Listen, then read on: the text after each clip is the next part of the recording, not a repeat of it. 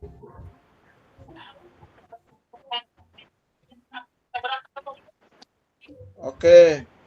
selamat malam kakak-kakak sekalian. Senang hari ini kita bertemu kembali setelah 2 hari lalu kita sudah ketemu untuk membicarakan terkait asesmen otentik.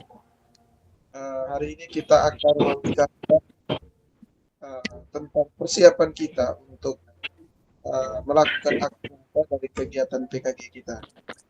Baik, sebelum kita mulai kegiatan kita pada malam hari ini, mungkin saya mohon kesediaan untuk bisa pimpin kita dalam doa pembuka untuk memulai kegiatan kita pada malam hari ini. Silakan kakak Ronald. Oke, baik. Marilah kakak-kakak semua, mari kita siapkan hati dan batin untuk berdoa sambil mengikuti doa yang saya bawakan secara agama Katolik. Dalam nama Bapa di dalam kerajaan surga, terima kasih atas berkat penyertaan-Mu dari tadi pagi hingga malam hari ini. Terima kasih Engkau telah mengumpulkan kami kembali dalam mengikuti kegiatan PKG ini. Berkatilah kami, semoga semua materi yang disampaikan fasilitator dapat berguna dan bermanfaat bagi kami. Nama-Mu kami puji kini dan sepanjang masa. Amin. Dalam nama Bapa. Baik, terima kasih kakak Ronald. Baik kakak sekalian, saya izin untuk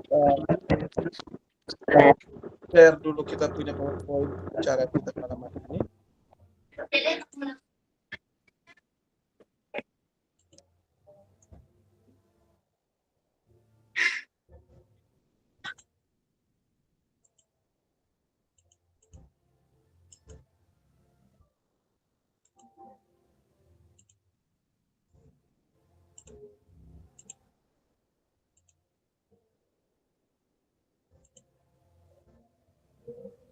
Baik kakak-kakak sekalian, sudah tampil kah?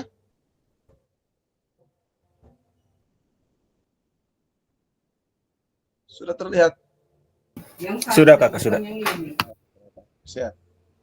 Baik kakak-kakak sekalian, jadi hari ini kita akan berbicara terkait persiapan kita tentang aksi nyata.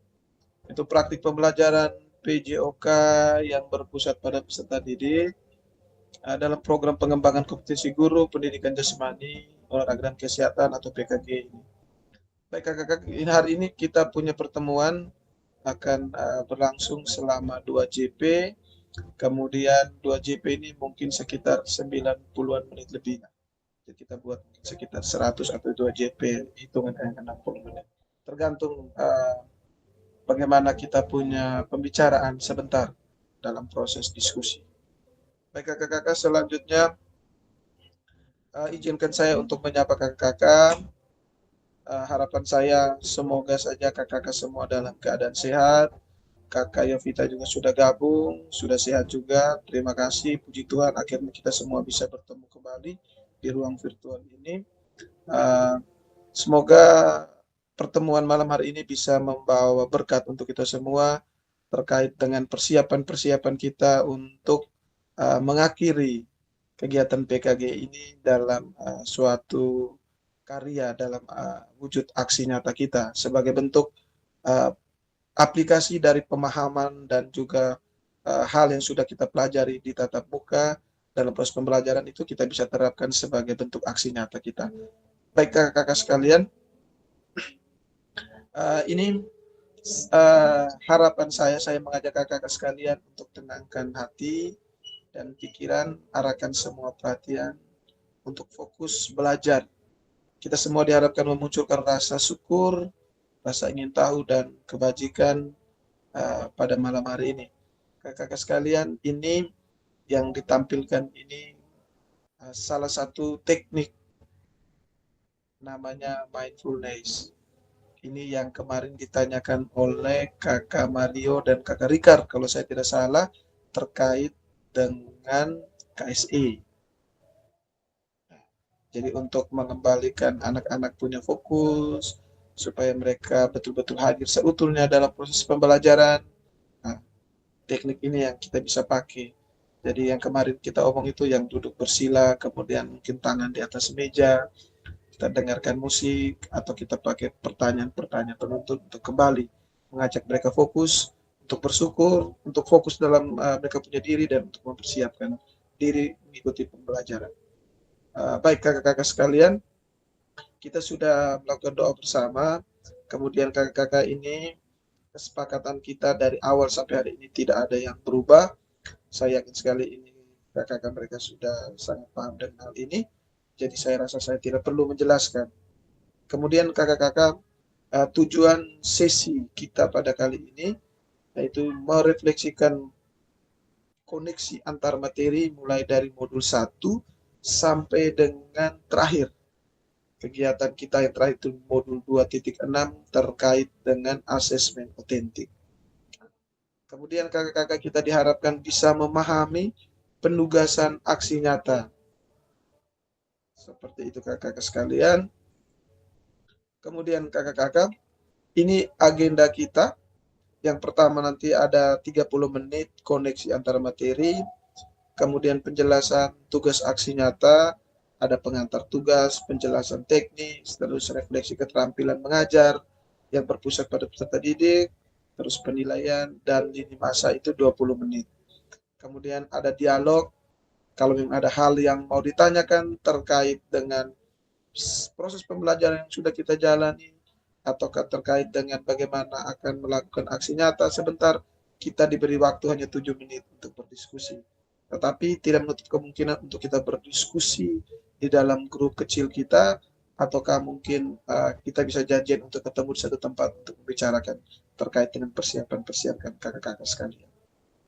Kemudian kakak-kakak selanjutnya, ya kita masuk ke agenda yang pertama, yaitu kita merefleksi koneksi antara materi paket modul 1 dan paket 2. Artinya kita mencoba melihat apa hubungan atau kesinambungan dari dua modul yang sudah kita pelajari ini. Dengan pertanyaan penuntun ini kakak-kakak, saya bisa minta kepada kakak-kakak mereka yang mau menjawab, boleh, ataukah yang mau pakai kolom chat juga boleh. Tetapi memang saya lebih suka untuk kakak-kakak mereka berbicara, biar kita dengar langsung dan bisa paham. Kadang kalau kita baca nih, kita punya persepsi beda-beda, lari-lari nanti. Jadi kalau kita pakai omong, itu jelas kita bisa paham. Oke, baik kakak-kakak. Silakan kepada kakak-kakak yang mau berbagi terkait ini, silakan.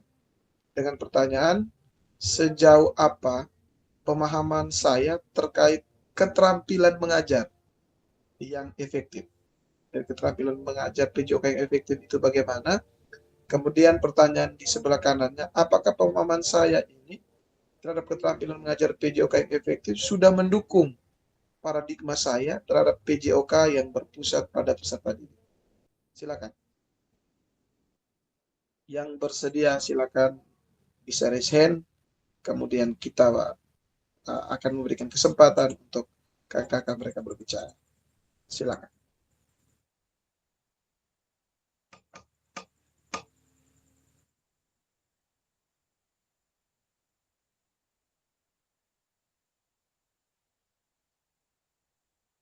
Oke, baik. Kalau memang belum ada yang angkat, saya kadang pakai tunjuk. Baik, saya mulai dari layar di laptop saya ini, di samping saya itu kakak Mario. Silakan kakak Mario. Gas, gas, gas. Oke, baik. Terima kasih kakak atas kesempatan. Saya langsung saja tentang sejauh apa pemahaman saya terkait keterampilan mengajar PJOK yang efektif. Menurut saya selama dari modul titik 1 sampai 2.6 itu tentang belajar tentang keterampilan mengajar PJOK yang efektif, menurut saya mungkin ada beberapa nilai tambah buat saya tentang cara mengajar atau cara mendesain proses pembelajaran supaya bisa lebih menarik, supaya siswa bisa fokus dalam proses pembelajaran. Jadi kita guru diminta untuk mengatur kita punya keterampilan mengajar PJOK supaya bisa diterima oleh siswa. Kemudian selama proses pembelajaran juga kita guru juga diminta untuk bisa lebih melibatkan siswa. Jadi seperti pembelajaran yang berdiferensiasi tadi, kita diminta untuk siswa untuk lebih aktif dalam proses pembelajaran, sehingga keterampilan mengajar PJOK yang lebih efektif itu bisa berjalan. Jadi guru juga harus lebih berusaha untuk bisa mengatur kita punya proses pembelajaran sehingga apa yang kita ajar di anak-anak bisa diterima. Kemudian apakah pemahaman saya terhadap mengajar PJOK yang efektif sudah mendukung paradigma saya terhadap PJOK yang berpusat pada peserta didik? Saya rasa iya, Kak. Mungkin pemahaman saya terhadap mengajar PJOK yang efektif itu mendukung sekali dalam paradigma saya terhadap PJOK yang berpusat pada peserta didik. Apalagi di zaman sekarang ini dengan kurikulum merdeka lagi, kita diminta untuk siswa lebih banyak aktif atau banyak ini lebih aktifnya di siswa. Jadi guru hanya tinggal menuntun saja. Tapi di situ juga guru juga harus mengatur atau membimbing siswa dengan proses pembelajaran yang senyaman mungkin, sebaik mungkin, sehingga proses pembelajaran juga bisa siswa terima dengan baik, sehingga siswa tidak bosan, tidak jenuh. Kemudian kita juga guru juga harus banyak-banyak modifikasi dalam proses pembelajaran sehingga pembelajaran bisa berpusat pada peserta didik. Mungkin dari saya itu saja, Kak. Terima kasih. Oke, baik. Terima kasih. Kita berikan tepuk tangan dulu untuk Kakak Mario. Baik, satu lagi mungkin saya minta kesediaan Kakak Rika. Silakan Kakak Rika. Baik, terima kasih. Jadi untuk pertanyaan Bunyi apa tuh, Kakak? That's tahu kah apa? tidak ini di rumah nih. Jadi ada rekanku, sejauh apa tolong mesin ketunting tuh dimatikan dulu. tidak ada bunyi. Baik, untuk saya menjawab yang sejauh apa pemahaman saya terkait keterampilan mengajar PJOK yang efektif. Jadi kalau dari saya untuk kejelasannya itu mungkin pertama tuh kita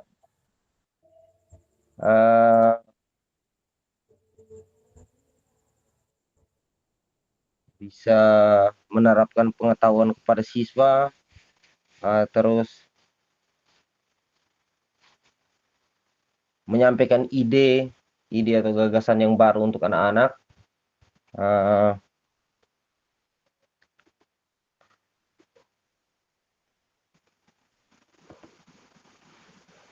terus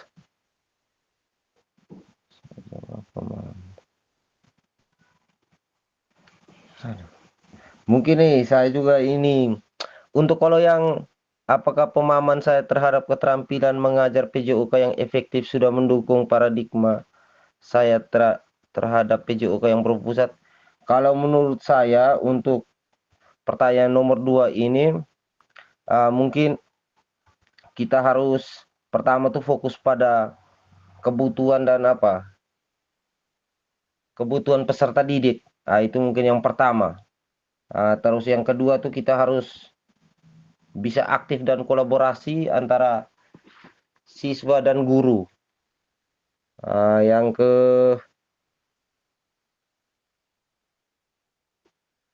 ketiga itu kita harus lebih rileks dalam mengajar. Adaptasi mengajar tuh dengan siswa tuh harus lebih rileks sehingga anak-anak tidak monoton dan tidak cepat tidak cepat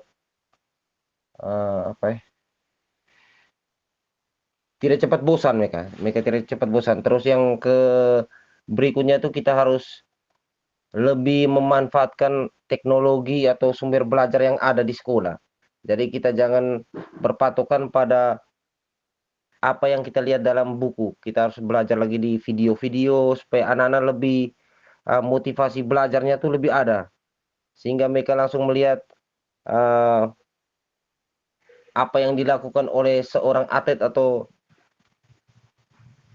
contoh dari video itu mereka lebih merespon. Kalau misalnya kita lihat dari buku, itu kebanyakan monoton saja. Kalau menurut saya begitu saja. Terima Oke, kasih. baik. Terima kasih Kakak Rikard. Kita berikan aplaus dulu untuk Kakak Rikard. Luar biasa. Oke, selanjutnya saya rasa cukup Kakak-kakak untuk pertanyaan ini. Kita lanjut ke pertanyaan berikut.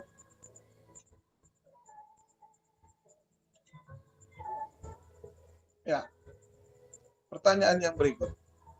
Sejauh apa pemahaman saya terkait strategi dalam hal ini strategi mengajar? Kemudian apakah pemahaman saya terhadap strategi mengajar sudah mendukung paradigma saya terhadap PJOK yang berpusat pada peserta didik? Silakan kakak-kakak yang mau menjawab ini, saya berikan kesempatan berikutnya kepada Kakak Ronan. Silakan Kakak Ronan.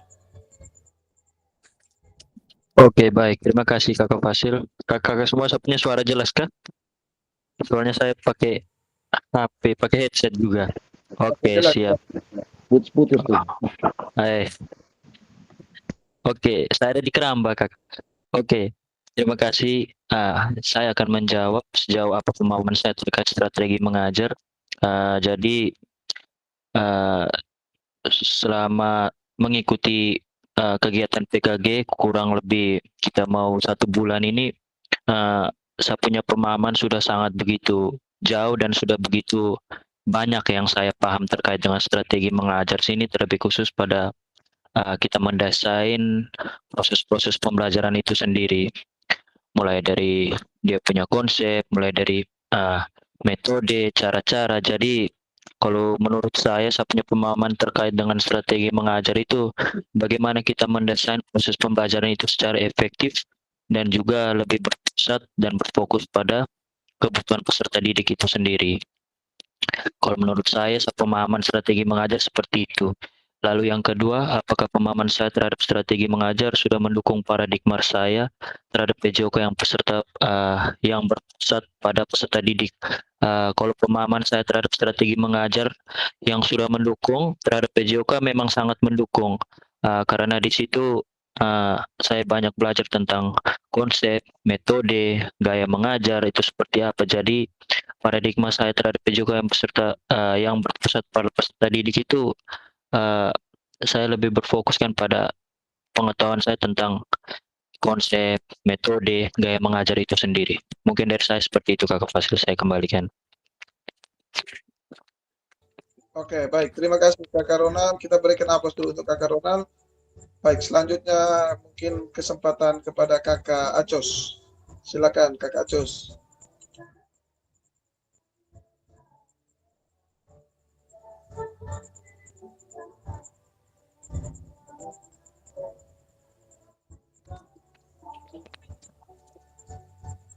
Baik, kalau Kakak Acos belum, mungkin Kakak Yovita. Silakan Kakak Yovita. Baik, terima kasih atas kesempatan yang diberikan. Saya menjawab sejauh apa pemahaman saya terkait strategi mengajar. Baik, jadi kakak yang sebelum saya mengikuti PKG, mungkin lebih banyak hal tentang strategi mengajar itu kita kopas saja dari orang punya. Dari apa Google, dari apa, tapi setelah saya mengikuti PKG, mungkin belum sepenuhnya, tapi saya sudah memahami sedikit dari hal-hal yang kakak sudah berikan dari teman-teman. Yang berikut, saya menjawab nomor 2, apakah pemahaman saya terhadap strategi mengajar sudah mendukung paradigma saya terhadap PJOK yang berpusat pada peserta didik. Baik, jadi kalau yang ini sudah, karena dari pembelajaran saya dari modul 1 sampai dengan sekarang masuk di modul 2.6, begitu banyak hal yang saya sudah belajar, jadi sudah sangat mendukung walaupun belum sepenuhnya. Hanya sekian saja dari saya, Kak. Saya kembalikan. Oke, baik. Terima kasih banyak Kakak Yovita. Kita berikan aplaus dulu untuk Kakak Yovita, luar biasa. Baik, mungkin Kakak Rika, bagaimana Kakak Rika? Silakan Kakak Rika. Kakak, Ya, jadi baik untuk sejauh apa pemahaman saya terkait strategi mengajar. Jadi saya ini waktu untuk kita pada saat kita tatap muka itu kita belajar banyak. Jadi kita belajar banyak tuh. Jadi untuk strategi mengajar yang efektif kan Kakak Fasil pernah menjelaskan itu tentang pemahaman berbagai pendekatan kayak contohnya uh, pengajaran berpusat pada guru, terus yang ada itu project project based learning itu ada saudara saudara Ronald pernah buat itu pendekatan itu. Terus kita juga harus apa menyesuaikan strategi atau dengan karakteristik siswa itu yang kita belajar waktu itu penyusunan rencana belajar itu kan kita juga belajar waktu pas pertemuan waktu tatap muka itu. Jadi terus untuk yang pertanyaan berikutnya, apa tuh? Oh, paradigma itu. Jadi untuk paradigma itu kita untuk konteks dalam PJOK itu kita harus apa mendorong keterlibatan siswa untuk belajar di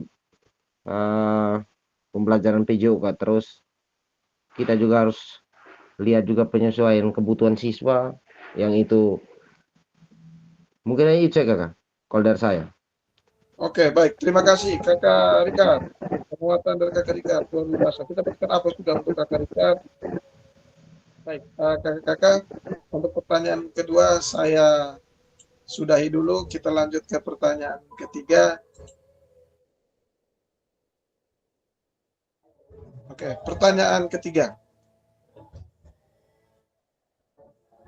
Sejauh apa pemahaman saya terkait model pendidikan gerak?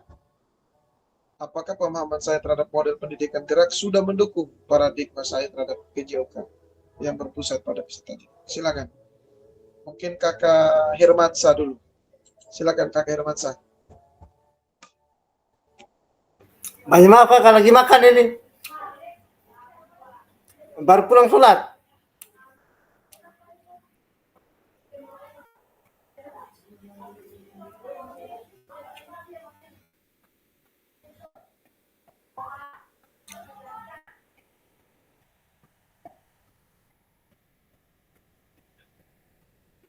Oke, Kakak Ronald, silakan Kakak Ronald. Baik, terima kasih Kakak Fasil. Mungkin saya langsung menjawab agar bisa mempersingkat kita. Jadi saya juga inisiatif untuk menjawab. Jadi sejauh apa pemahaman saya terkait model pendidikan gerak. Jadi yang saya ingat, yang saya masih ingat tuh model pendidikan gerak itu berkait dengan konsep tubuh yang kita pelajari itu. Konsep tubuh, konsep ruangan, usaha, dan keterhubungan itu kan saya sempat ingat itu empat itu.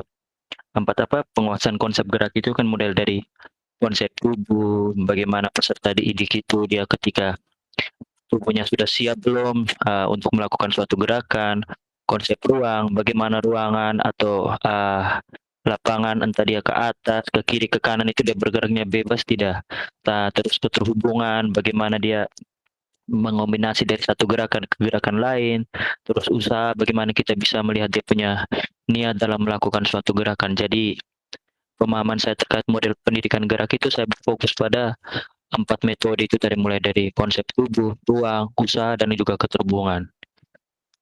Jadi yang soal berikut pemahaman saya terhadap model pendidikan gerak sudah mendukung paradigma saya pada peserta didik, ya sudah sangat mendukung, dan saya juga sudah mulai mencoba mendesain pembelajaran sesuai dengan model pendidikan gerak kepada anak-anak. Sudah mau hampir kurang lebih 1 minggu ini saya sudah mulai mencoba menerapkan itu kepada peserta didik di sekolah, meskipun dengan latar belakang anak-anak SD dengan pemahaman yang belum itu, jadi saya kemas sedemikian rupa agar mereka juga bisa memahami. Baik, saya kembalikan ke Kak Fasil. Oke, baik. Terima kasih Kakak Ronald. Oke, baik. Terima kasih Kakak Ronald. Kita berikan tepuk tangan dulu untuk Kakak Ronald. Oke. Mungkin satu lagi, Kakak Rikar kah?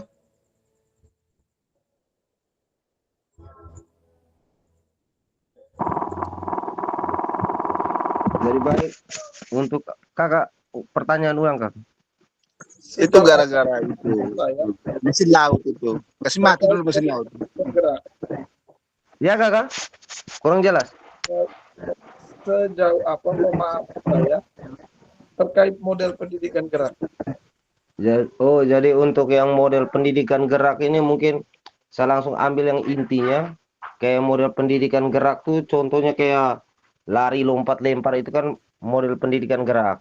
Terus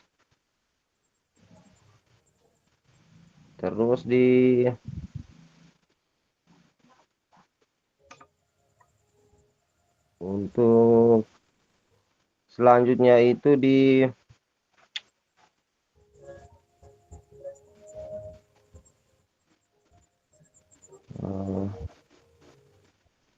yang tadi Kakak Ronald baru sampaikan itu yang gerak tubuh, terus yang kemarin kita belajar saya juga agak lupa lagi.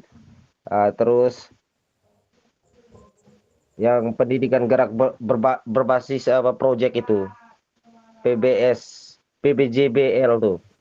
Itu kan itu juga model pendidikan gerak itu. Mungkin bisa kakak. Saya juga. Oke, baik. Terima kasih Kakak Ronald. Kita berikan tepuk tangan untuk Kakak Ronald dan Kakak Rikar. Oke.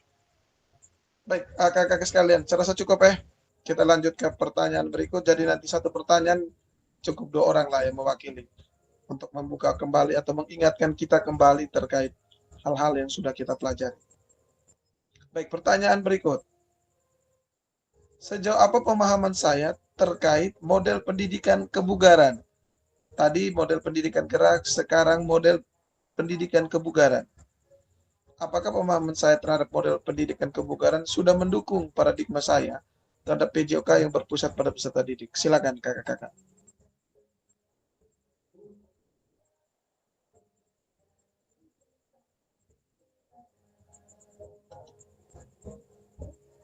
Oke, mungkin kakak Hermansyah. Sudah bisa kakak Hermansyah?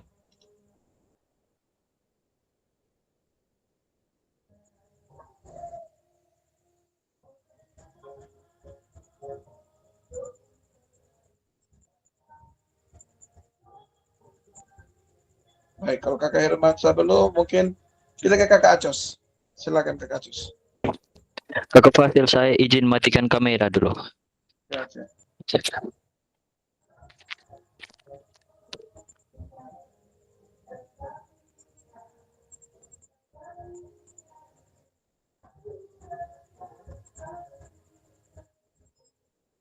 atau kakak Mario. Silakan kakak Mario.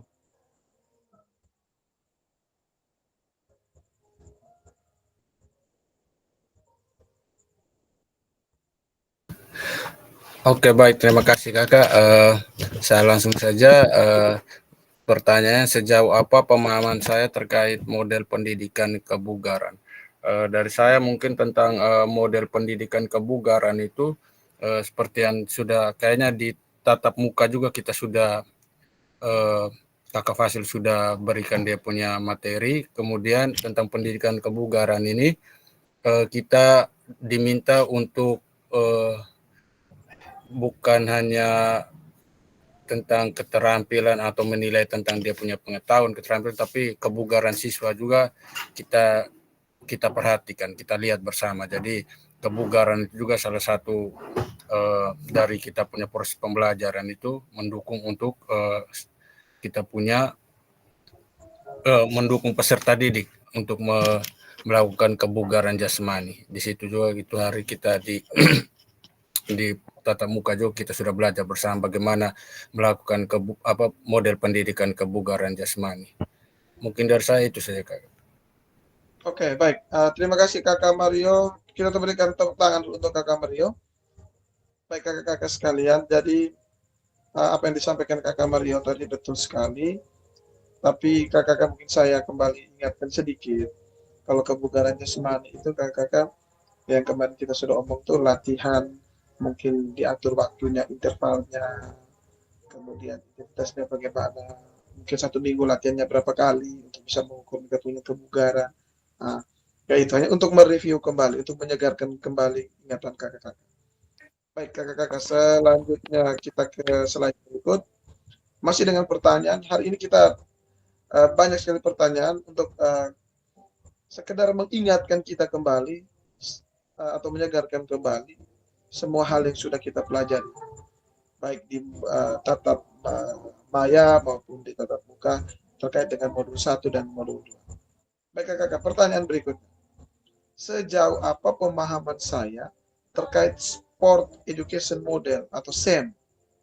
Dan apakah pemahaman saya terhadap SEM ini sudah mendukung paradigma saya terhadap PJOK? Silakan kakak-kakak yang bersedia untuk menjawab ini mungkin.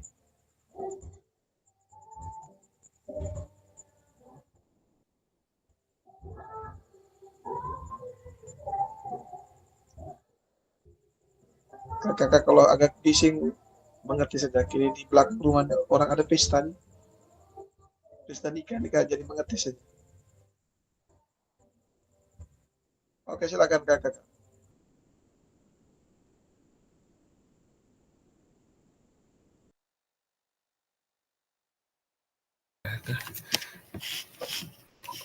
Saya terhadap sport. Kakak Mario, silakan.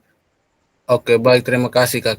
Mungkin dari saya tentang apakah pemahaman saya terhadap SEM ini sudah mendukung paradigma saya terhadap PJOK yang berpusat pada peserta didik.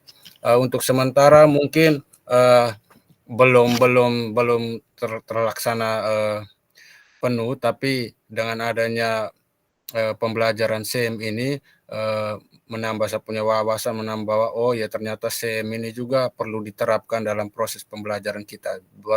Kemudian SEM ini juga saya lihat kayaknya penting juga buat dalam proses penilaian, karena dengan SEM ini saya lihat lebih simpel, kemudian tidak harus menuntut siswa, menilai siswa perorangan. Jadi dengan SEM ini kan kita langsung menyusun dia punya ini dari awal sampai akhir tuh sudah tersusun rapi memang. Jadi kita menilainya sudah langsung ke ini pusat memang. Jadi kita nilai siswa itu tidak lagi harus per orang, tapi sudah bisa menilai siswa secara utuh.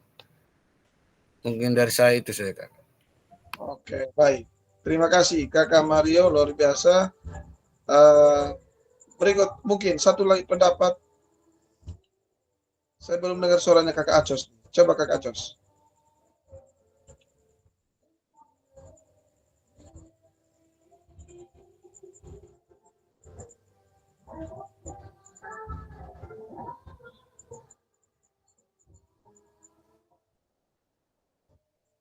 Atau Kakak Hermansyah, silakan.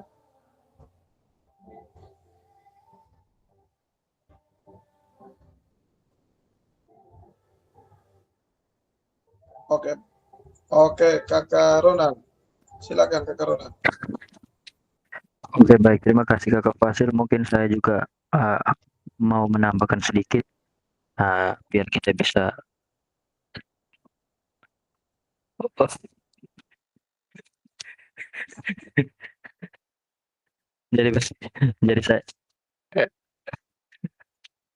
jadi saya lanjut supaya bisa mempersingkat. Jadi sejauh mana pemahaman saya terkait sport edukasi model, sama seperti yang tadi Kakak Mario sudah jawab, mungkin belum terlaksana, tetapi yang saya ketahui tentang pemahaman saya tentang CM itu kan bagaimana kita sebagai guru bukan hanya mengajar siswa untuk terlibat aktif pada saat kegiatan pembelajaran PJOK, tetapi kita juga mengajarkan mereka bagaimana mereka itu bisa terlibat bukan dalam pembelajaran tetapi bisa juga dalam kegiatan-kegiatan olahraga. Di situ kita juga bisa mengajar siswa untuk menjadi seorang pemimpin. Dari situ yang saya tahu itu banyak kembali kita juga sempat belajar tentang afiliasi itu dalam SEM kalau tidak salah, itu tuh yang saya masih ingat itu tuh. banyak sekali materi yang kita belajar dari SEM, mulai dari manfaat SEM untuk guru, manfaat SEM untuk siswa, dan juga peran pembelajaran SEM itu bagi kita sendiri. Itu kan kalau menurut saya itu kan bisa juga kita memberikan pengajaran otentik pada siswa saat berolahraga dan juga kegiatan-kegiatan olahraga. Jadi di situ mungkin kita juga mengajar siswa untuk terlibat aktif dalam kegiatan-kegiatan olahraga. Kemarin itu sempat dibahas presentasi waktu kita tatap muka itu dari kelompoknya Kakak Hermansyah dengan Kakak Mario juga kan sempat saya tanya itu di bawah di komen di bawah itu kan bagaimana itu manfaat SEM itu bagi masyarakat, lingkungan sekitar, sekolah. Jadi menurut saya mungkin seperti itu Kakak Fasil, saya kembalikan. Oke, baik. Baik, penguatan yang luar biasa dari Kakak Ronald. Terima kasih banyak. Jadi betul sekali apa yang disampaikan oleh Kakak Ronald dan juga Kakak Mario sebelumnya, bahwa memang SEM ini kalau kita omong soal SCL atau proses pembelajaran yang berpusat pada peserta didik, yang paling pas untuk menjawab itu adalah SEM. Karena semua hal itu dibuat atau dilakukan oleh peserta didik. Sedangkan kita hanya bertugas sebagai fasilitator, kita hanya bertugas sebagai tempat untuk mereka bertanya ketika mereka mendapatkan kendala. Tapi semua hal itu mereka yang pikirkan. Tetapi kalau memang kita mengajar di SD, seperti Kakak Rona, Kakak Mario, Kakak Yovita, mereka yang mengajar di SD, memang untuk penerapan SEM bukan tidak bisa, pasti bisa. Hanya memang akan mendapat kendala karena pemahaman anak-anak sesuai misi mereka punya usia. Tetapi kalau dilatih terus, saya yakin sekali pasti bisa. Baik kakak-kakak, terima kasih. Kita lanjut ke slide berikut. Ya, terakhir untuk pertanyaan yang kemarin, terakhir pertemuan kita itu terkait dengan asesmen otentik. Sejauh apa pemahaman saya terkait asesmen otentik? Apakah pemahaman saya terhadap sport education model atau asesmen otentik itu sudah merubah paradigma saya terhadap PJOK yang berpusat pada peserta didik? Silakan kakak sekalian.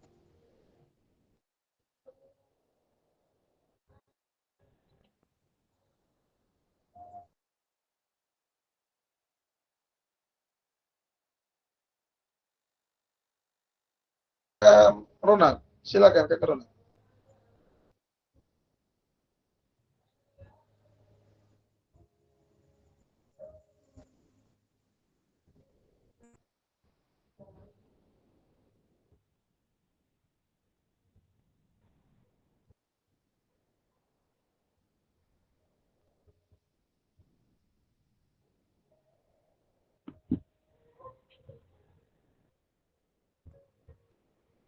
Oke, mungkin kakak Mario.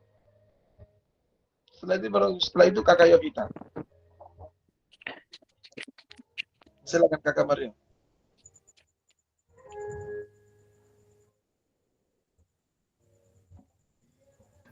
Oke, baik, terima kasih kakak. Menurut saya tentang pemahaman saya terhadap terkait dengan asesmen otentik, itu yang seperti kita di modul terakhir kayaknya yang 2 titik yang pertemuan beberapa hari lalu itu tentang kita diminta untuk melakukan menilai, tapi kemudian kita memberikan penilaian dengan cara berpusat pada peserta. Sabar kakak. Jadi siswa menunjukkan hasil belajarnya. Jadi di situ kita rancang ada tujuan pembelajaran, kemudian kita tentukan KKM-nya itu kriteria ketuntasan minimal itu, kemudian dengan susunan rubriknya itu. Jadi dengan adanya itu juga kita kemudian ada dia punya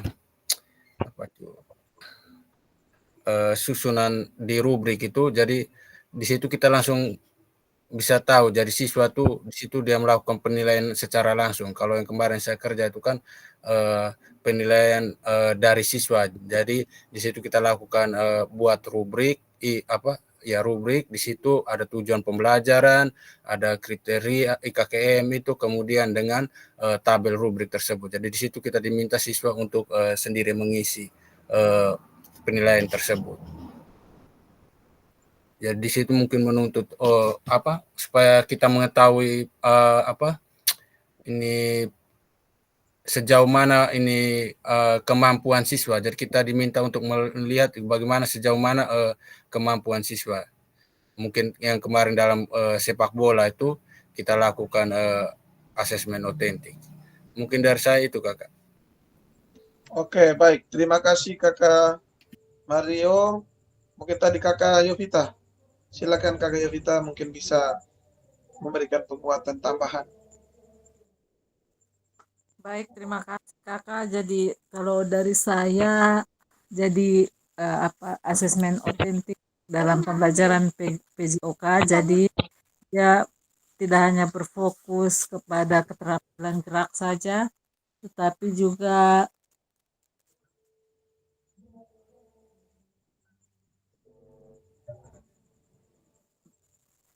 jadi mengukur keterampilan gerak peserta didik dalam menggunakan keterampilan gerak pada situasi yang sebenarnya. Jadi di situ kan ada penilaian, ada penilaian dari contoh, ada anak yang mungkin di gerakan ini mungkin dia contoh dalam permainan bola, ada yang mungkin dia bisanya di menendang, ada yang bisanya menggiring. Itu nanti dia tinggal mengisi format yang sudah diberikan oleh guru, jadi dia bisa menilai dia punya diri sendiri. Mungkin itu saja dari saya. Oke, baik. Terima kasih Kakak Yovita. Jadi betul sekali. Terima kasih Kakak Yovita dan Kakak Mario. Kita berikan tepuk tangan untuk kedua kita punya kakak yang luar biasa ini. Baik kakak-kakak sekalian. Jadi memang apa yang disampaikan tadi oleh Kakak Ronald, mungkin ada hal yang mau disampaikan, silakan Kakak Ronald. Oke, baik. Terima kasih Kakak Fasil. Mungkin saya kemarin juga tidak terlalu, karena kemarin memang saya tidak ikut ini tentang penilaian asesmen otentik ini. Tapi tadi saya Zoom yang kemarin itu saya tidak ikut, tapi saya juga ada baca-baca sedikit di sini ini tentang modul itu tuh. Jadi penilaian otentik itu dia alternatif, penilaian alternatif yang memungkinkan siswa dapat mendemonstrasikan kemampuannya dalam menyelesaikan tugas-tugas dan menyelesaikan masalah. Jadi di situ penilaian itu sendiri bisa mulai dari penilaian keterampilan, pengetahuan. Jadi di situ penilaian itu bisa dari guru, bisa dari siswa, bisa dari guru dan siswa itu sendiri. Jadi mereka bisa saling berkolaborasi. Mungkin dari saya seperti itu karena kemarin saya tidak ikut tentang asesmen otentik ini. Terima kasih Kakak Fasil. Oke, baik. Terima kasih Kakak Ronald. Walaupun tidak ikut, tapi Kakak Ronald baca. Jadi apa yang dikatakan oleh Kakak Ronald tadi, saya rasa betul sekali Kakak Ronald. Jadi baik kakak-kakak sekalian. Kalau terkait dengan asesmen otentik, maka seperti yang disampaikan oleh Kakak Mario, Kakak Yovita, dan Kakak Ronald barusan, bahwa asesmen otentik ini kita menghadirkan situasi real dalam proses pembelajaran, karena di dalam asesmen itu akan ada 3 aspek penilaian yang bisa berjalan sekaligus. Itu yang pertama tadi kognitif, kemudian yang 3 psikomotor itu satu kali jalan, atau keterampilan gerak itu bisa satu kali jalan. Thank you.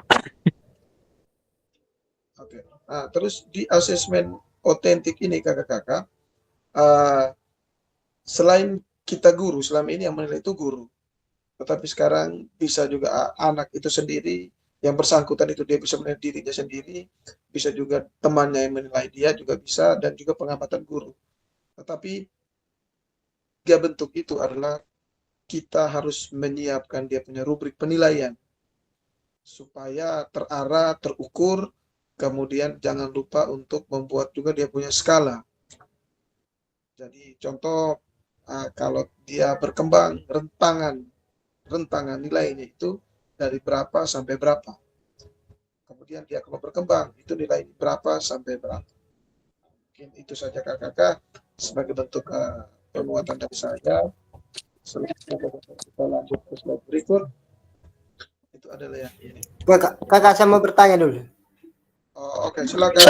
Saya juga mau bertanya Kakak Fasil. Yang slide yang di atas tadi yang berkaitan dengan asesmen otentik tadi itu. Sabar kakak. Oke. Silakan kakak.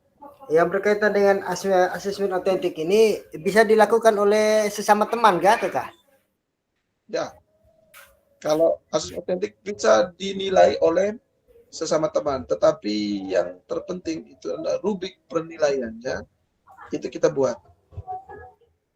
Berarti kita sediakan rubrik penilaian, kakak, baru bagi ke peserta didik. Ya. Oke. Oke, rubrik ini kita sesuaikan Kak Irwansyah. Rubrik ini kita sesuaikan dengan satu tujuan pembelajaran, kemudian bagaimana gerakan itu, efektifnya bagaimana, ya, idealnya seperti apa. Kita buatkan dia punya rubrik dengan dia punya rentang nilai yang jelas, supaya teman yang melihat temannya itu mempraktekkan gerakan itu, dia punya pegangan yang kuat, lah, akurat, lah, untuk bisa ternyata kalau gerakannya begitu tidak sempurna itu dia ada di level ini dengan rentang nilainya sekian sampai sekian. Mungkin begitu Kak Hermansyah. Oke. Yang saya pahami seperti itu Kak Hermansyah. Baik. Terima kasih banyak kakak atas masukan. Berikut. Oh, Kak Ronald tadi. Silakan Kak Ronald. Bagaimana Kak? Oke, baik Kakak Fasil.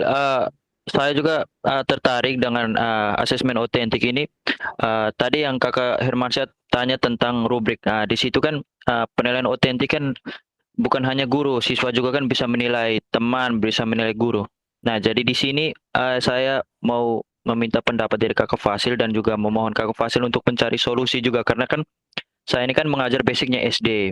Nah, sedangkan bagaimana saya harus memberikan pemahaman ke peserta didik SD, pasti saya harus pakai kelas 5 dan kelas 6. Bagaimana saya harus memberikan, contohnya saya melakukan penilaian dari siswa itu kepada temannya, rekannya, teman-temannya. Bagaimana dengan rubriknya itu? Apakah saya harus memberikan pemahaman dulu? Tetapi kalau di saya, asesmen yang saya lakukan itu, saya lebih banyak penilaiannya dari saya sendiri. Nah, ketika kalau untuk saya pernah buat suruh mereka melakukan penilaian, tetapi mungkin lebih banyak pada refleksi. Hanya untuk rubriknya itu tuh saya bingung bagaimana untuk saya terapkan di anak-anak SD itu seperti apa. Mungkin saya bisa meminta jalan keluar dari Kakak Fasil atau pencerahan sedikit mungkin saya bisa terapkan nanti ke anak-anak. Saya kembalikan Kakak Fasil.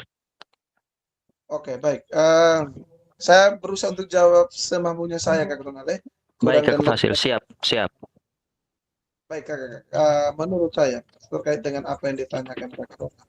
Jadi kakak, asesmen otentik itu kan bisa dilakukan dengan 3 cara itu. Bisa penilaian dari siswa sendiri, itu sendiri, kemudian bisa dari teman, dan bisa juga dari observasi guru. Nah, kalau di SD, menurut kakak Ronald bahwa ini kesulitan nih. Kalau saya paksa anak-anak pun pasti dia akan isi sembarang. Otomatis nilainya teman yang dia nilai itu tidak sesuai, bisa saja seperti itu. Maka kita berpedoman pada penilaian itu kan harus jujur, harus objektif, harus sesuai dengan kenyataan.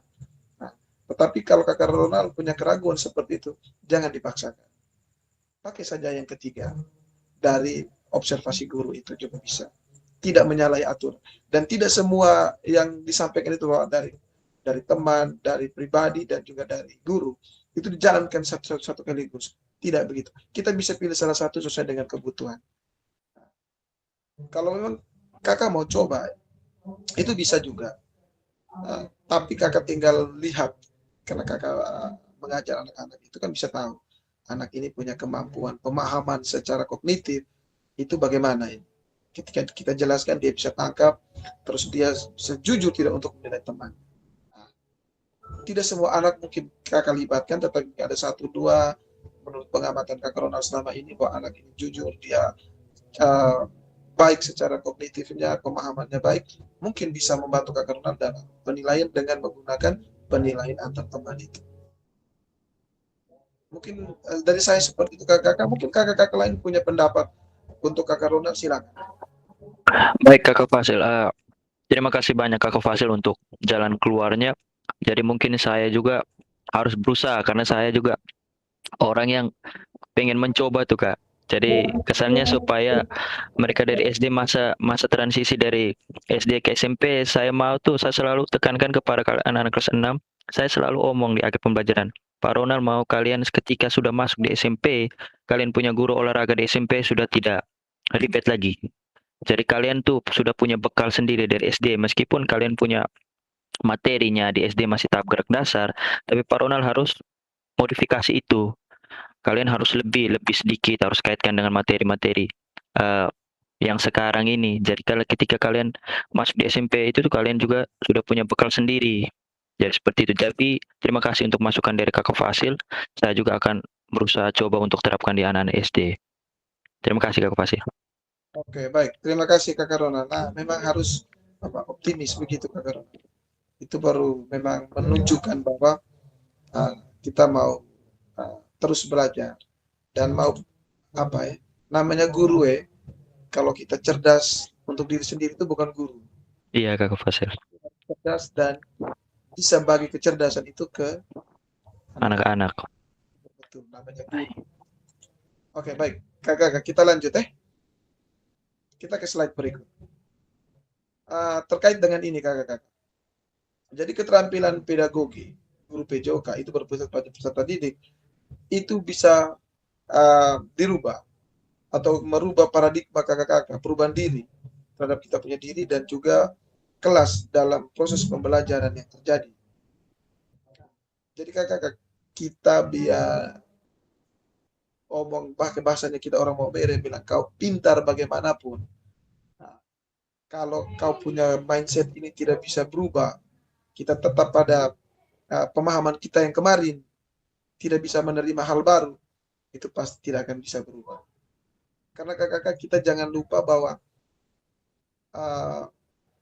zaman ini dia akan selalu berubah. Ketika zaman berubah, itu tuntutan juga berubah, gayanya berubah dan segala macamnya berubah. Hanya satu saja yang tidak berubah, itu adalah nilai kebenaran. Nilai kebenaran itu tidak akan berubah sampai kapanpun. Yang hari ini benar, 10 tahun lagi pasti akan tetap benar. Karena itu sudah dianggap nilai kebenaran secara universal. Tetapi namanya perubahan-perubahan, kakak perlu ketahui bahwa kita punya anak-anak ini, itu juga berubah berdasarkan mereka punya kodrat, mereka punya zaman terus lingkungan di mana mereka tinggal, itu bisa merubah mereka itu. Kalau kita lihat di sekolah, itu memang masih ada bapak ibu guru selalu membandingkan masanya mereka dengan masa anak sekarang. Itu pasti ada. Tetapi kalau kakak-kakak mereka yang sudah belajar di sini, harapan saya itu jangan pernah membandingkan itu. Karena kita hidup di zaman yang berbeda.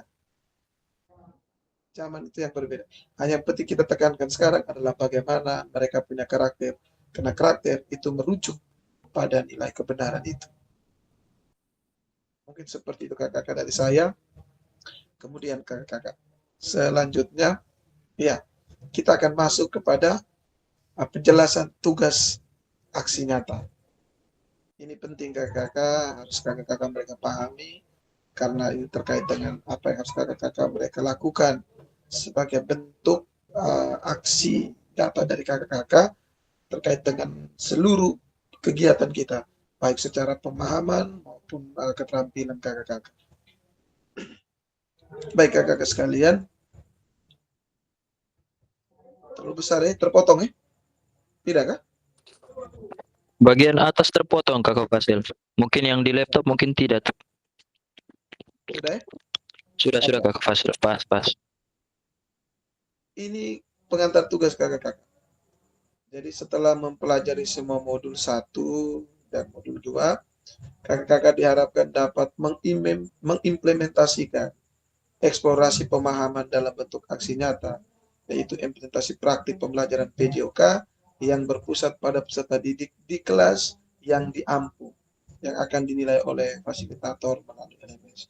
Jadi kakak-kakak nanti kakak-kakak punya mereka punya video akan dikirim ke LMS dan akan kami nilai. Dan penilaian akhir itu akan merujuk kepada semua hal yang sudah kita pelajari. Mulai dari modul 1 bagaimana kakak-kakak sudah berubah, apalagi terutama pada modul 2. Teristimewa kita punya pertemuan tatap muka kemarin itu kakak-kakak sampai dengan sudah mempraktekkan bagaimana itu menerapkan SCM dengan dia punya gaya masing-masing, mulai dari bergeser dari gaya komando sampai dengan yang paling terakhir Sen itu. Jadi kakak-kakak mereka bisa terapkan. Silakan pilih salah satu. Yang penting sesuai dengan kebutuhan dan kakak-kakak merasa bahwa itu adalah sebuah proses pembelajaran yang betul-betul berpusat pada peserta didik. Bukan kakak-kakak yang orang mau bilang boranya lebih banyak depan kelas. Seperti itu. Terus kakak-kakak dapat melakukan dimulai perencanaan, kemudian pelaksanaan hingga refleksi setelah pembelajaran. Jadi sudah seperti biasa, seperti yang kakak-kakak mereka praktekkan di pertemuan tatap muka itu, cara menyusun modul ajarnya juga sudah seperti itu. Ada persiapan, itu ada pembukaan dan segala macam, terus kegiatan inti masuk, kemudian penutupnya bagaimana, sampai dengan ada fase di mana kakak-kakak melakukan refleksi terkait seluruh proses pembelajaran. Kemudian kakak-kakak diharapkan dapat melakukan proses refleksi, salah satunya menggunakan refleksi keterampilan mengajar PJOK yang berpusat pada peserta didik. Refleksi keterampilan ini kakak-kakak sudah dapat di modul 1.1. Bisa dipakai itu kakak-kakak untuk kepentingan kakak-kakak dalam aksi nyata. Kemudian kakak-kakak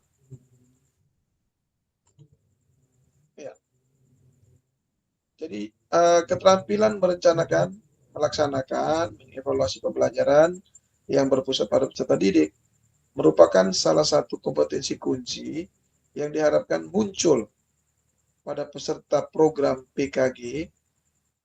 Kemudian keberpusatan pada peserta didik dapat dilihat dari 3 aspek kakak-kakak. Yang pertama, pengembangan lingkungan belajar yang kondusif.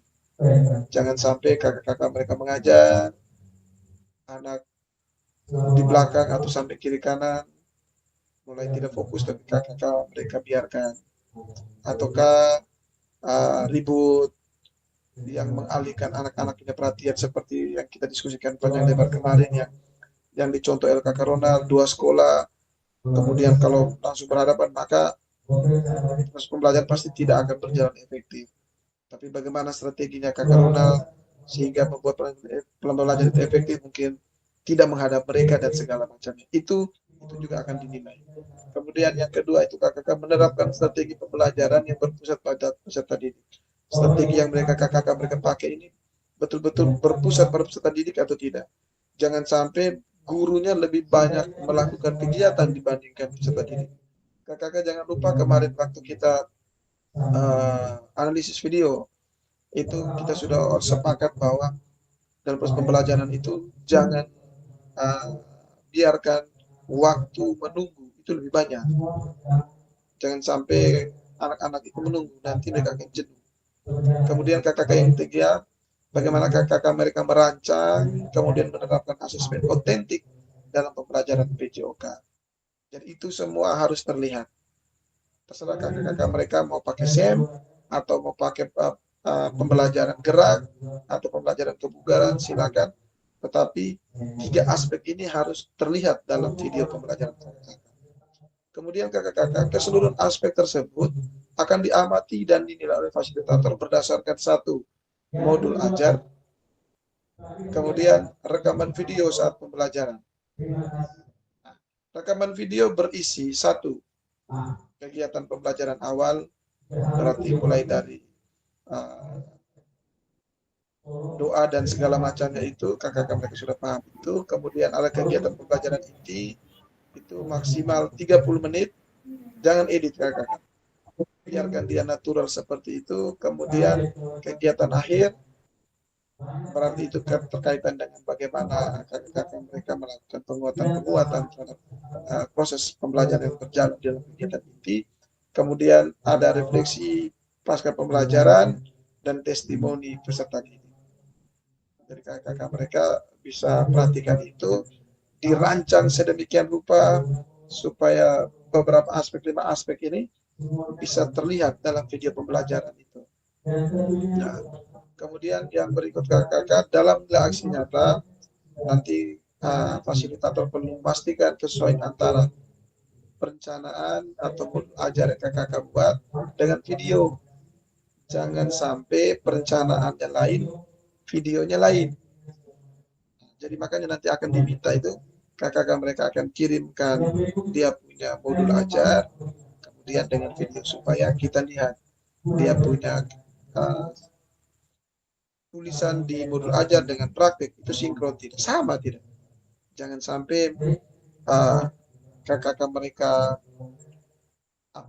download modul ajar dari lain kemudian terapkan lain. Ada kejadian kemarin itu kakak-kakak, modul ajar yang dikirim itu tentang voli, tetapi video pembelajaran dia kirim tentang sepak bola. Itu kan blunder namanya. Oke, baik kakak-kakak. Selanjutnya, ini kakak-kakak sekalian, ini penjelasan teknisnya. Jadi hanya ada satu bukti dari kemampuan atau tindakan. Jadi kakak-kakak mereka bisa munculkan itu. Jadi bisa mungkin kemampuan mau tendak saja silakan. Karena waktunya singkat kan, tidak bisa kalau sepak bola putuskan. Tinggal salah satu, tinggal kakak-kakak mereka atur. Terus kakak-kakak penugasan mandiri itu praktik pembelajaran PJOK berpusat pada peserta didik itu jelas. Kemudian tujuan pembelajaran itu harus khusus. Peserta dapat memahami aksi nyata dalam mengembangkan praktik pembelajaran PJOK yang berpusat pada peserta didik. Aspek penilaian, lini masa, dan melakukan refleksi dengan baik dan benar. Dan ini semua kakak-kakak mereka sudah baca, saya yakin kakak-kakak mereka sudah paham ini. Tinggal bagaimana kakak-kakak mengeksekusi itu dalam proses pembelajaran. Dan pastikan kakak-kakak mungkin ini yang mau teknisnya, tolong video pembelajaran itu kalau bisa ditempatkan HP atau kamera itu yang bisa lihat secara penuh lah, kalau bisa. Dan suaranya kakak-kakak bisa terlihat dengan jelas. Sedikit sharing saya kemarin itu pakai HP juga bisa. Tinggal pakai tripod, taruh di mana, sudah bisa jalan. Tidak perlu sewa-sewa yang bayar mahal-mahal. Gunakan yang ada saja. Aset yang ada kita pakai. Oke, baik. Kakak-kakak, selanjutnya yang ini. Jadi kembangkan modul ajar. Saya sengaja tidak omong RPP karena saya yakin kakak-kakak mereka sudah pakai kurikulum merdeka semua. Jadi istilah juga kita harus adaptasi dengan itu. Jadi modul ajar, tidak lagi RPP. Kemudian modul ajar itu kakak-kakak mereka buat cukup satu pertemuan sebagai simulasi. Kemudian kedua, dalam mengembangkan modul ajar dapat melihat beberapa aspek itu. Yang pertama, dapat mulai dari modul ajar yang ada atau yang telah ada, kerjakan di modul 1.6. Kemarin kan sempat kirim itu, bisa pakai itu boleh, atau membuat ulang karena pemahaman sudah berubah dan mau buat ulang, silakan, itu lebih bagus lagi. Nah, supaya lebih sempurna lah kelihatannya dalam video. Kemudian yang kedua, implementasi pembelajaran PJOK efektif dengan mengakomodasi kebutuhan belajar peserta didik. Jadi lihat segala macam itu kakak-kakak bisa itu. Ada aset itu kita pakai, kemudian mungkin dipakai juga dengan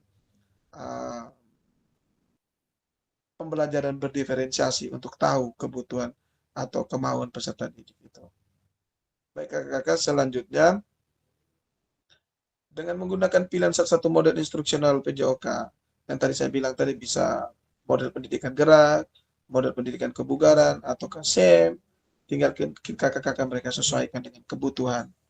Nah, kemudian adanya penerapan rancangan asesmen otentik. Di bawah modul itu ketika asesmennya disertakan juga sampai dengan rubriknya. Di bawah rubrik kakak-kakak jangan lupa kalau memang butuh dengan dia punya rentangan nilai dari setiap tingkat, itu silakan. Jadi saya rasa kakak-kakak mereka sudah baca, sudah lihat, bahkan sudah mempraktekkan kemarin di pertemuan kita kemarin. Jadi saya rasa hal ini tidak menjadi hal yang sulit lah untuk kakak-kakak sekali. Kemudian kakak-kakak yang ketiga, kakak-kakak mereka punya video silakan unggah terus termasuk modul ajar itu diunggah di LMS. Nah, dan harapannya itu sebelum waktunya due date atau selesai, kakak mereka sudah kirim. Karena kalau kirim di waktu yang sudah lewat, itu biasanya memang ada potongan nilai secara otomatis. Seperti itu kakak-kakak sekalian. Kemudian ini kakak-kakak aspek penilaian. Yang pertama itu mengembangkan lingkungan belajar yang kondusif, itu yang tadi sempat kita singgung, itu menciptakan kenyamanan lingkungan belajar, kemudian interaksi yang berpusat pada peserta didik. Terus yang kedua itu menerapkan strategi pembelajaran PJOK yang berpusat pada peserta didik itu. Kakak tidak bisa lihat slide-nya ini. Oh, kakak Hermansyah tidak bisa kah? Yang lain bagaimana?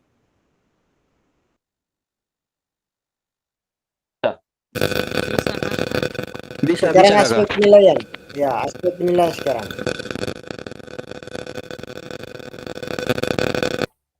Oke.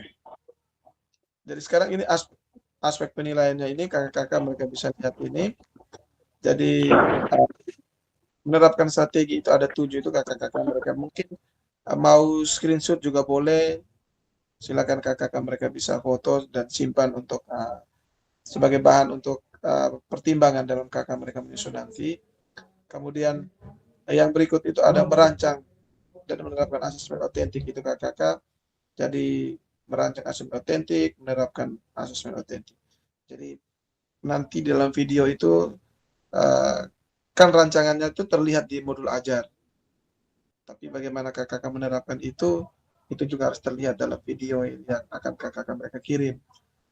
Nah, jangan sampai kakak-kakak mereka tulis kemudian tidak diterapkan, berarti tidak utuh tuh jadinya. Makanya kemarin dalam proses pembelajaran tatap muka kita itu kita sempat omong itu terkait dengan bagaimana menempatkan tujuan pembelajaran untuk setiap pertemuan. Jangan sistem borong, biar lebih fokus. Mungkin diskusi panjang itu bisa dipakai di sini. Seperti itu kakak. Baik, selanjutnya kakak-kakak ini dia punya refleksi keterampilan mengajar yang berfokus pada peserta didik. Saya rasa ini kakak-kakak mereka bisa lihat itu kemarin itu kita sudah pakai menurut Bolton dan juga Gibbs itu.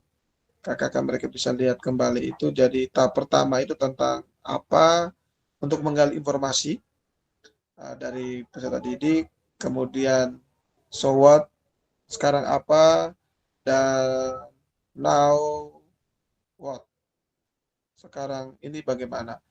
Jadi apa, mau bagaimana, sekarang bagaimana.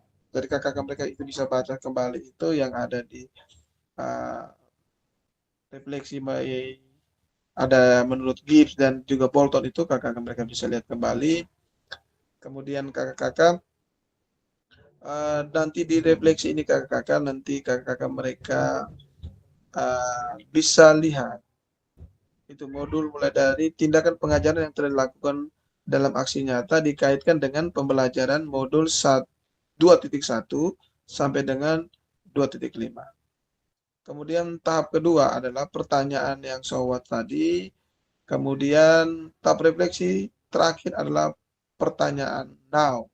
Nah, seperti itu. Kemudian kakak-kakak, keseluruhan tahapan refleksi perlu dikaitkan dengan aspek instruksional managerial kelas. Jadi isu-isu kontekstual dari pengajaran yang sudah dilaksanakan. Terus kemarin kita omong soal itu keadilan sosial, gender dan segala macam itu kakak-kakak itu juga menjadi pertimbangan untuk kakak-kakak mereka lakukan nanti di dalam aksi nyata kakak-kakak. Baik kakak-kakak sekalipun ada pun beberapa hal yang perlu diperhatikan peserta dalam refleksi. Yang pertama, jangan hanya mendeskripsikan, tapi jelajahi dan jelaskan apa yang terjadi. Jadi kakak mereka bisa menjelaskan dari pertemuan kita belajar di modul 2.1 sampai 2.5 itu kakak mereka bisa menuliskan dalam bentuk cerita.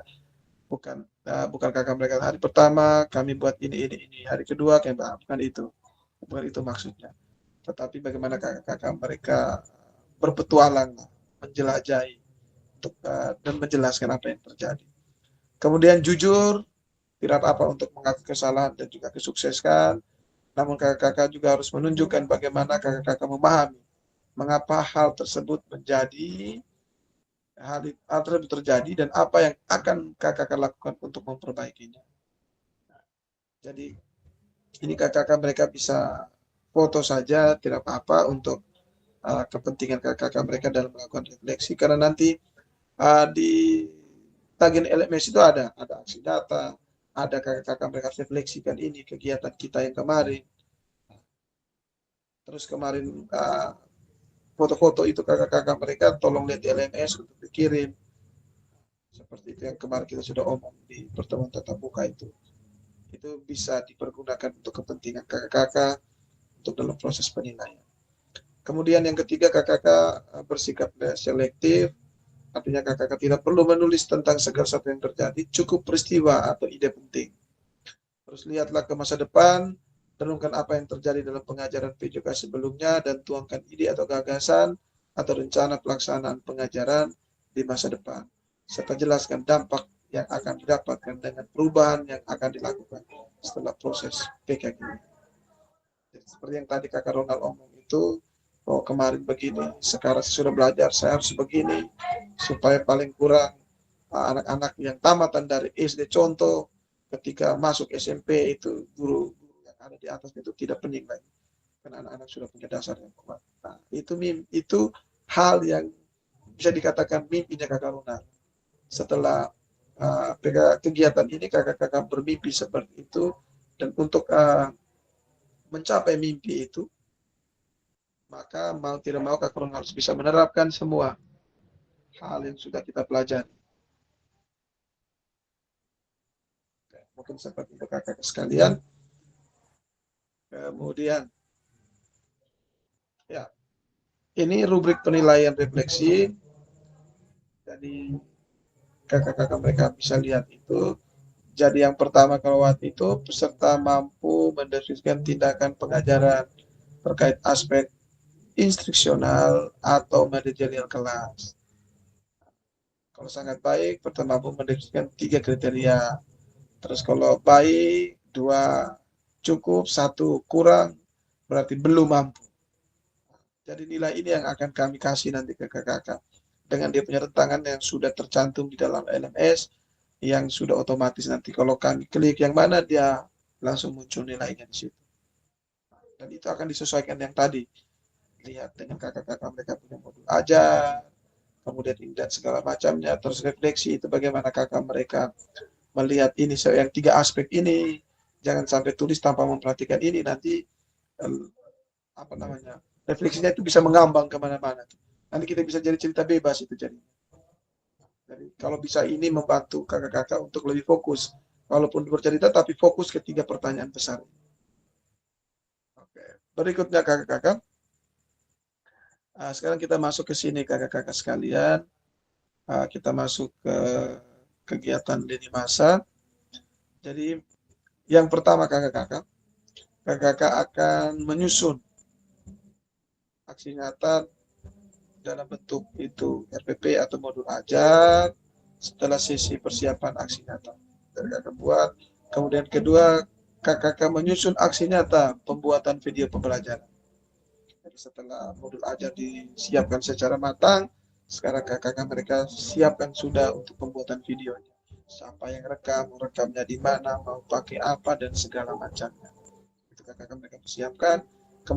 Kemudian upload RPP, tempat ajar, dan video pembelajaran. Nah, rentang itu 8 hari efektif setelah sesi persiapan. Jadi contoh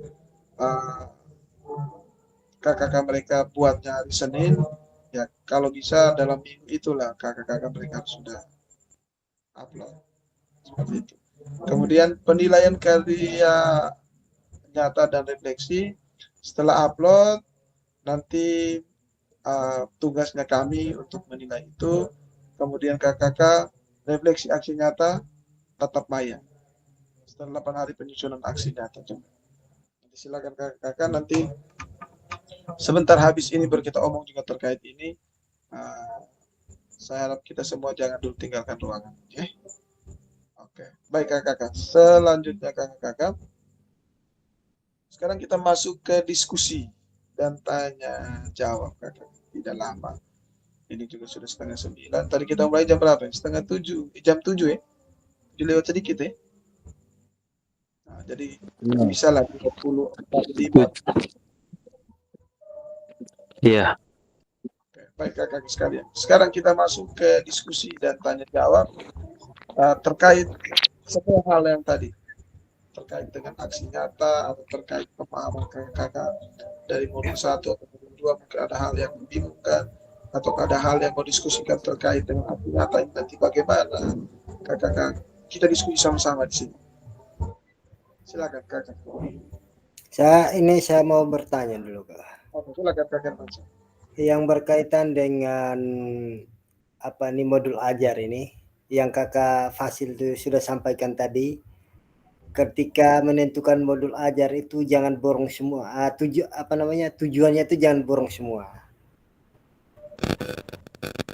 Yang menjadi pertanyaan saya ini yang seperti waktu tatap muka kemarin itu, ketika kita membuat video pembelajaran, apakah kita bisa memakai 1 TP, Kakak Fasil? Baik. Dengan 1 TP yang berkaitan dengan video pembelajaran untuk kita mau upload untuk jadikan aksi nyata nanti. Oke. Betul kakak Hermansyah. Jadi di dalam video pembelajaran itu cukup 1 TP. 1 TP untuk 1 pertemuan saja itu supaya bisa diukur apakah proses pembelajaran hari itu dia punya tujuan pembelajaran itu bisa tercapai atau tidak. Karena semua hal yang tertulis di modul ajar atau di LPP itu harus semuanya terlihat di video pembelajarannya supaya proses penilaian itu ada kesinambungan antara modul ajar yang kakak mereka susun atau perencanaan yang kakak mereka rencanakan dengan yang terlihat di dalam video. Mungkin jawabannya begitu kakak, mungkin bisa membantu kakak. Oke, baik. Maka terima kasih banyak. Dan ini dengan LKS-nya juga kan, Kak?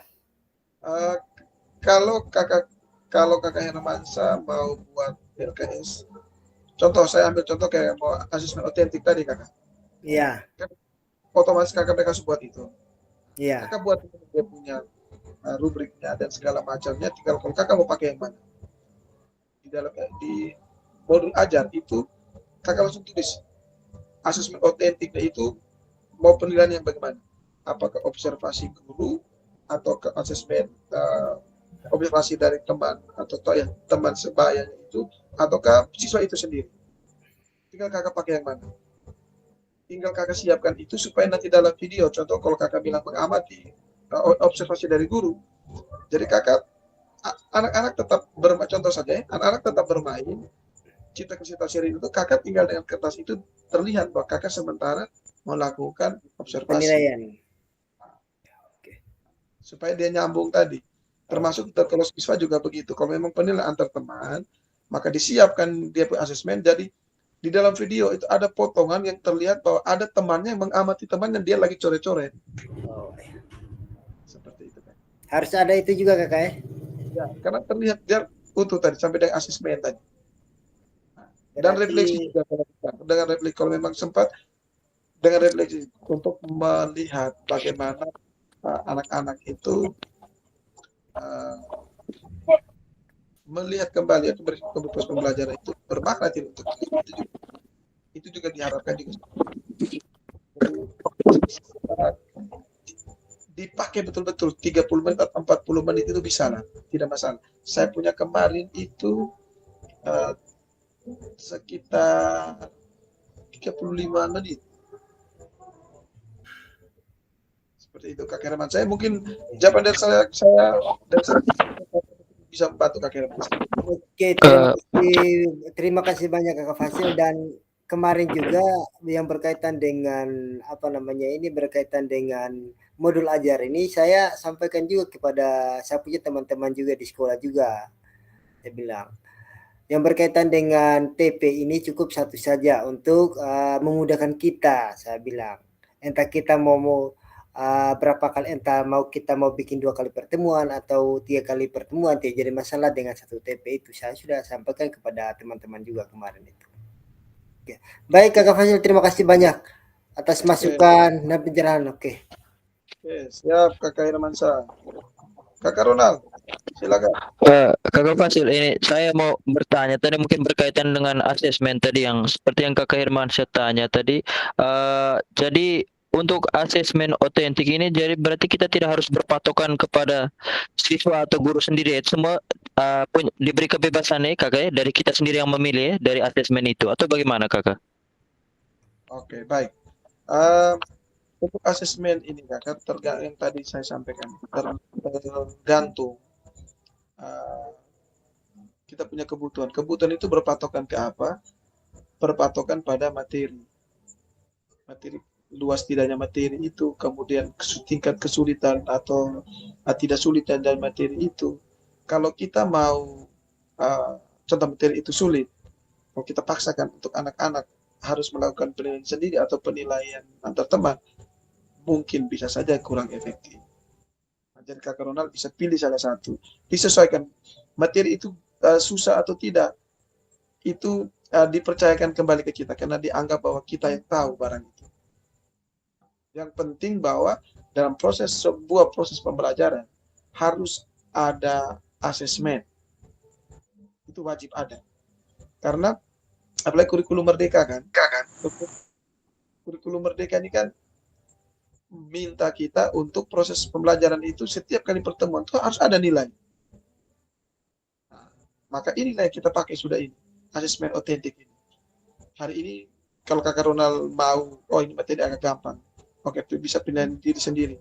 Kakak Ronald buatkan dia punya rubrik penilaiannya, suruh mereka buat. Setelah buat habis, mereka duduk, kasih kertasan. Sekarang kau nilai, sudah kau punya diri, kau ada di posisi mana. Tinggal dikumpulkan kembali, Kakak lihat oke. Dia sadar kalau dia ternyata ada di sini. Tetapi tidak terlepas dari pengamatan Kakak Ronald supaya tahu dia punya penilaian itu betul-betul dia jujur atau tidak. Begitu. Supaya ada apa istilahnya? Ada cross check lah dari guru. Jangan sampai karena penilaian dari teman terus kita lepas saja seperti itu. Hasil akhirnya nanti kalau temannya itu ogah-ogahan atau asal-asalan menilai, maka dampaknya tidak bagus juga. Seperti itu. Jadi guru tetap punya peran di dalam penilaian itu. Entah penilaian antar teman atau penilaian diri sendiri. Guru akan mengambil posisi sebagai orang yang mengamati, sebagai bentuk kita punya cross check terhadap mereka punya penilaian. Mungkin dari saya begitu Kakak Ronald. Baik Kakak Fasil, terima kasih Kakak Fasil. Berarti apa namanya Kakak Fasil, berarti berarti harus ada hasilnya Kakak ya? Betul kira Kakak Hermansyah, karena namanya asesmen. Iya. Harus ada hasil. Dan hasil nanti Kakak melakukan penilaian asesmen itu, hasilnya sudah ada. Itu Kakak kirim juga tidak apa-apa. Tapi proses semua itu Kakak lakukan, saya yakin sekali nanti Kakak akan setelah hasilnya dapat ada kepuasan batin lah bahwa ternyata kita bisa menjalankan prosedur yang benar dan hasilnya sudah baik, dan saya yakin sekali akan memberi energi positif untuk kita untuk harus lebih ini pertemuan berikut harus lebih bagus. Itu pasti. Jadi kalau istilahnya saya fasilitator sebelumnya itu Kakak Flora, dia bilang kesan pertama itu sangat bermakna. Ya kayak begitu. Kita coba ini, kalau ini dia bagus, pasti untuk berikutnya itu kita punya semangat. Itu ada energi tambah. Mungkin begitu Kakak Hermansyah. Oke, baik Kakak. Oke. Mungkin ada yang lain. Kakak Richard mungkin.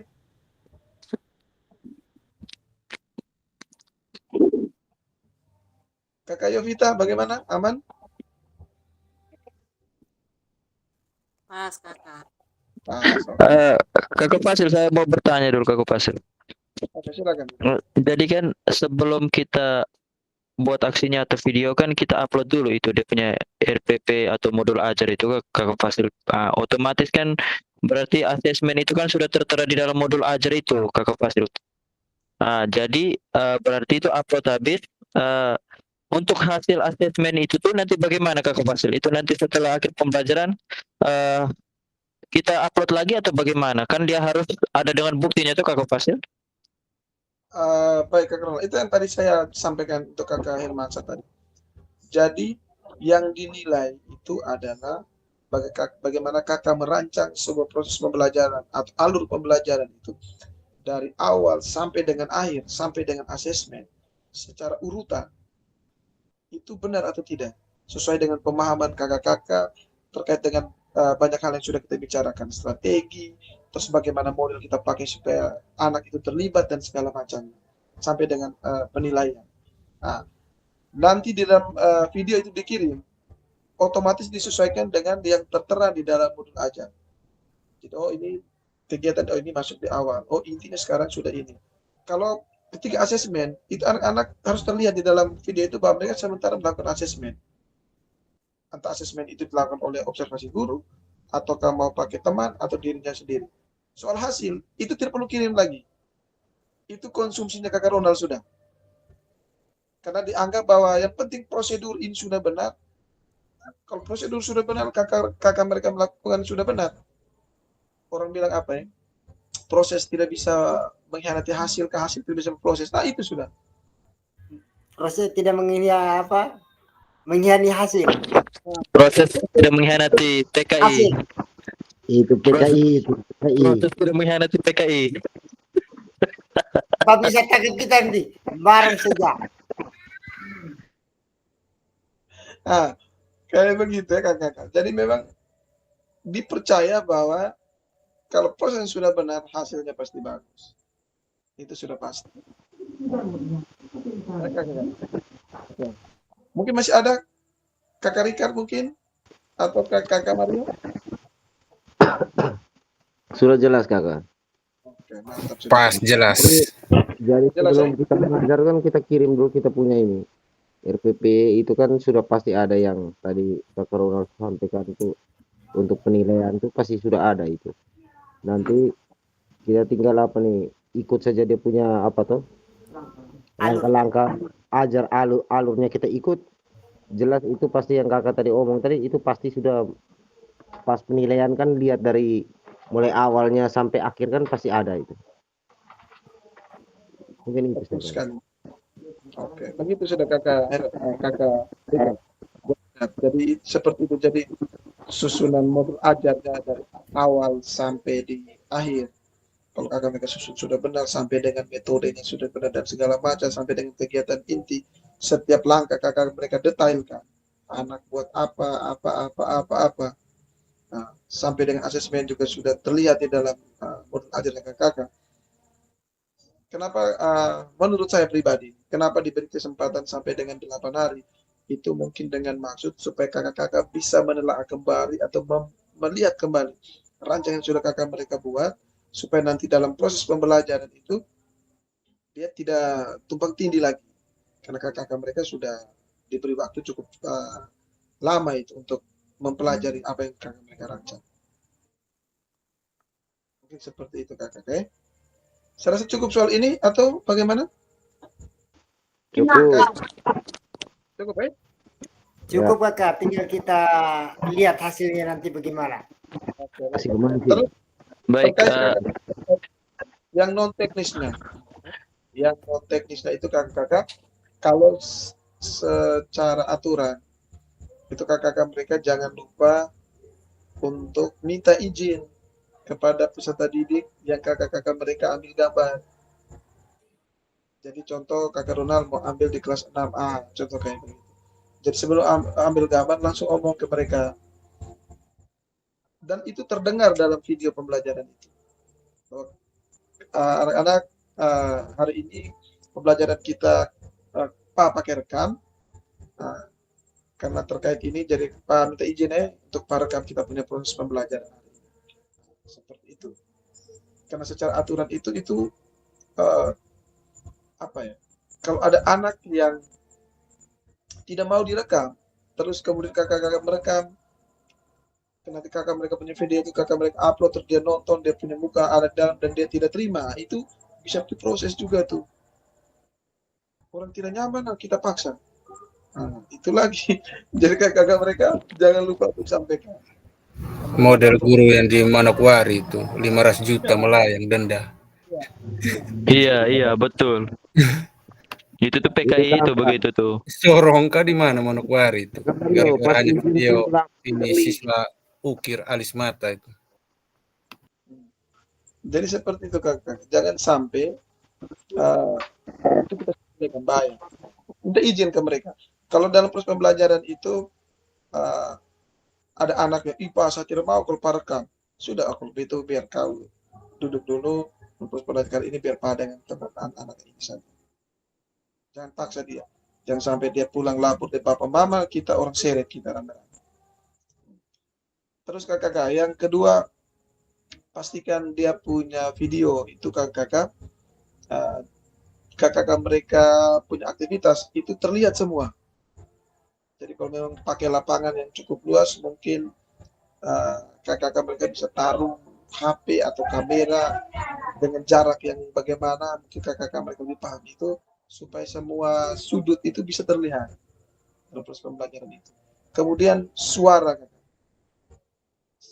kakak-kakak dalam memberikan instruksi ataukah memberikan kesempatan mereka untuk begini-begini, itu harus terdengar supaya ya ini maksudnya ke sini, ini maksudnya.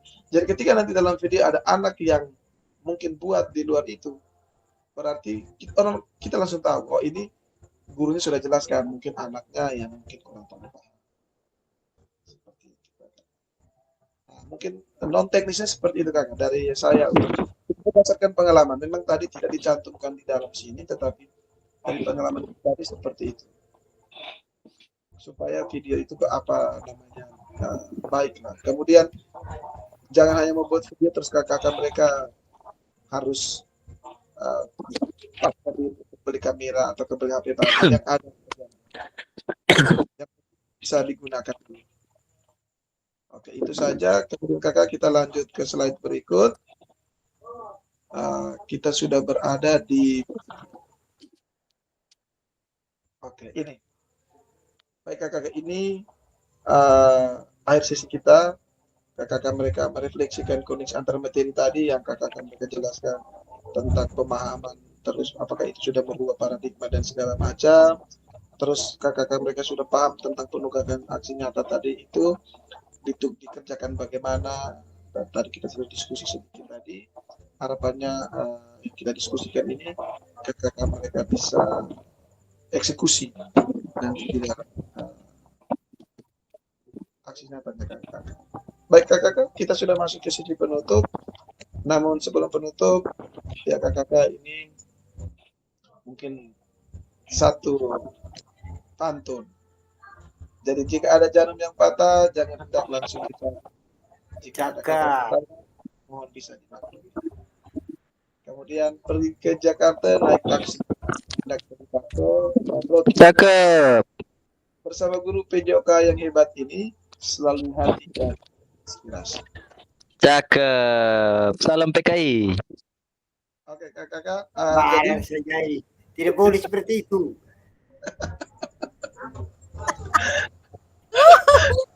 Oke kakak sekalian, terima kasih banyak untuk kesempatan malam hari ini. Saya senang sekali karena hari ini cukup banyak pesertanya dan walaupun yang lain kasih mati kamera, tapi semua mengikutinya secara baik. Semoga harapan saya kakak, hal yang belum terselesaikan dalam diskusi kita pada malam hari ini, mungkin ada satu dua hal yang masih mengganjal di kepalanya kakak, kita bisa gunakan kita punya grup. Kalaupun tidak grup, mau langsung kontak secara personal boleh untuk kita diskusi sama-sama. Mungkin kakak itu saja. Saya mohon izin untuk stop share yang ini, kemudian kakak-kakak mereka jangan dulu kasih mati, kita foto dulu, foto masuk ke foto bersama dulu, kemudian baru kakak-kakak mereka sebelum tinggalkan ruangan kita doa, kita bersyukur.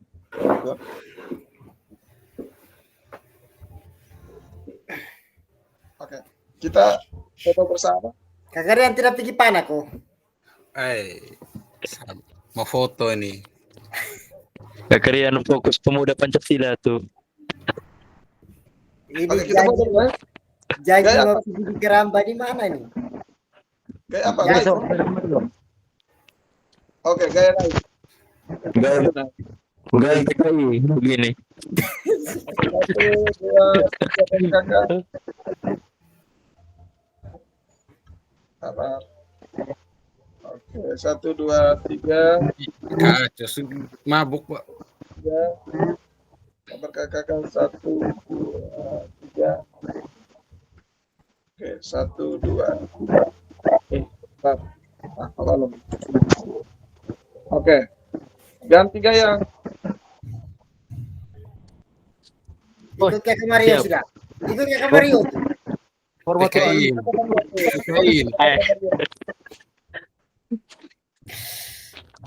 Yang 2 orang itu kita punya pejabat tidak masuk di sini kan?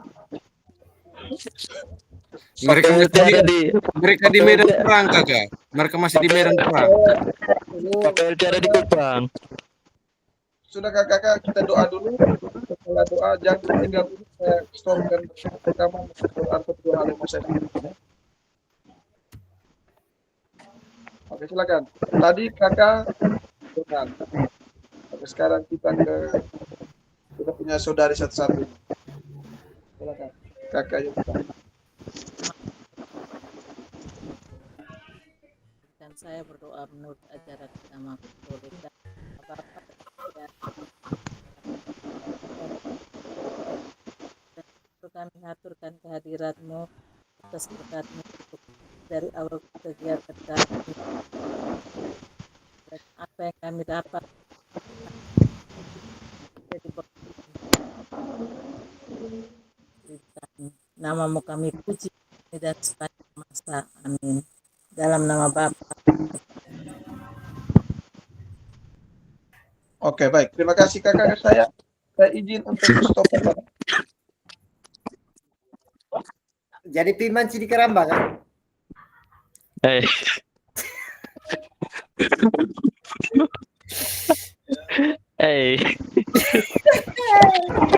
Mario besok